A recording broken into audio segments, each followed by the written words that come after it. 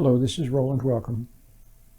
Today I'm going to continue reading from the Sermon on the Mount.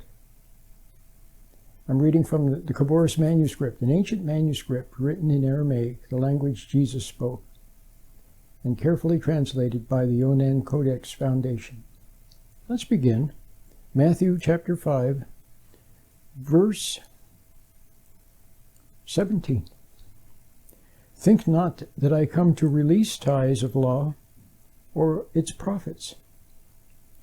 I come not to release ties, but to add to them. For truly I say unto you, not until heaven and earth shall cease to exist will a letter or a stroke of the law cease to be, until all of it comes to be. Therefore whoever will break one of his commandments, however small, and so teaches unto men, shall be called the least in the heavenly estate. But he who does them and teaches them shall be called great in the heavenly estate.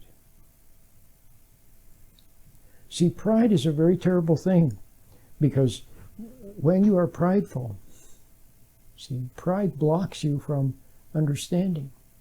That's why you can have scientists, you can have a brilliant scientist who, although very clever with mathematical formulas and so forth, doesn't even see the reality of God. See, he's somehow blinded by pride.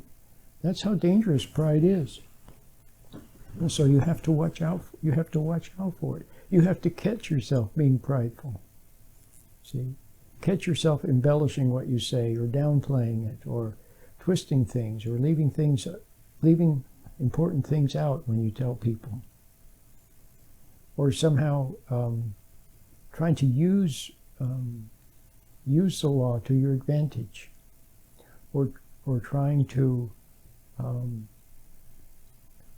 trying to teach someone how to get away with things. See, it's not good. So Christ came not to release ties, he says, but to add to them.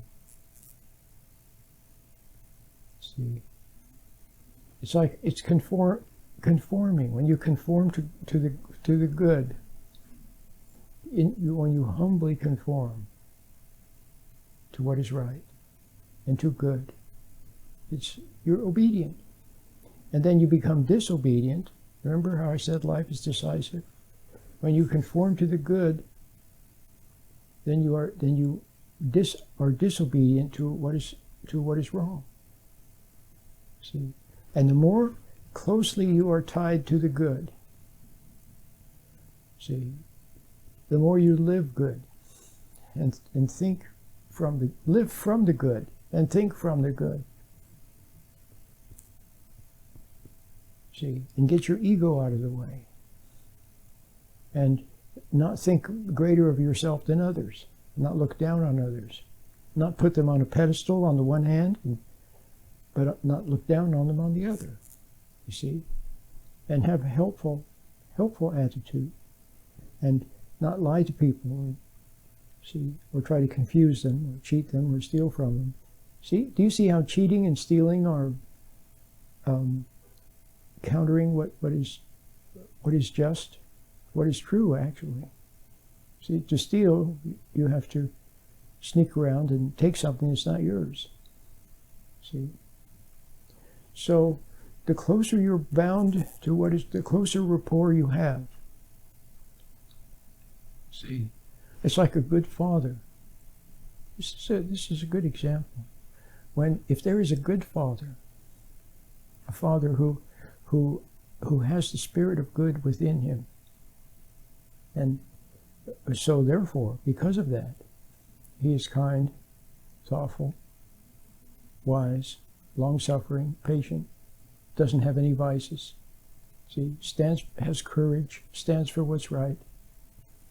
Then the child, seeing that, the good in the father, and loving that good, respecting that good, see, then he voluntarily, he wants to cooperate with his father.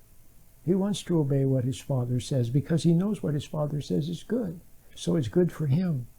the good is good for him when he cooperates with it. You see what I mean? So, and goes along with it. So he develops a very close rapport with that good. And then when naughty kids come along and say, hey, let's go do this or let's go do that, and he won't do it. That child won't do it. See, because of his love of the Father. And if he feels himself being tempted, then he'll call upon the Father. See, he'll call upon the Father. Or he'll say, well, I'd like to, but my Father says I have to be home by 10 o'clock. Sorry. See, he leans upon his Father. See? But he does so willingly, lovingly, because he loves the good that he sees in his Father. See what I mean? So he's obeying the law, obeying what's right, out of a love of what is good that he sees in the Father. So likewise, if you love the Creator, love your Creator, then more and more you bind yourself to him. You wouldn't want to disobey him. See? And when naughty things come along, you check with your intuition. See? You check with what you know in your heart is right. You check with the wordless word within. You check with what you know without words. See? You check with what you know in your heart. See? Which is the good from God. And you don't go along with what's wrong, or what appears to everyone else to be right, but you can see in God's light that it's not. Okay? So you see how it all works together? And so being bound, being a servant, a slave of what is good. The person who loves what is good doesn't mind being a slave to what is good. It's like if you love your work. Let's say you have good work, useful work. It's good, it's helpful to other people, okay? And you love your work. Then you will, all those hours that you put in and all the hard work you do, you don't mind a bit because you love it. See? Okay? Doing good for someone else that you love, it's nothing. See, it just comes natural. So, serving the good, being a slave of the good. You want to be. See, the more you are a slave of the good, a servant of good, see, the safer you are from improper appeals. And you want to be safe from them. See? So therefore, your standards will be then higher. See? Your standards will actually be higher, and you'll live more properly.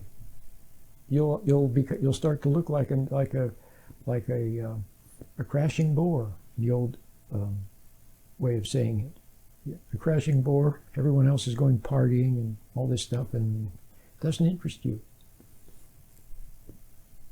But it's not because you're rigid.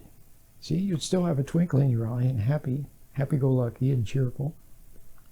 See, and kind. But you just, the naughty things just have lost their appeal for you. So you naturally do good. See, in our fallen condition, the law, see, we can't follow the law because we naturally want to do what's wrong. See? Or your fallen condition that you're born into, it's not your fault. You inherit some of Adam's nature with an ego, and you're separate from God. You still have the inner light within you, so you kind of know what's right. But until you grow up to full maturity, when you can willingly choose of yourself which way you want to go, well, your natural inclination is to do what's naughty.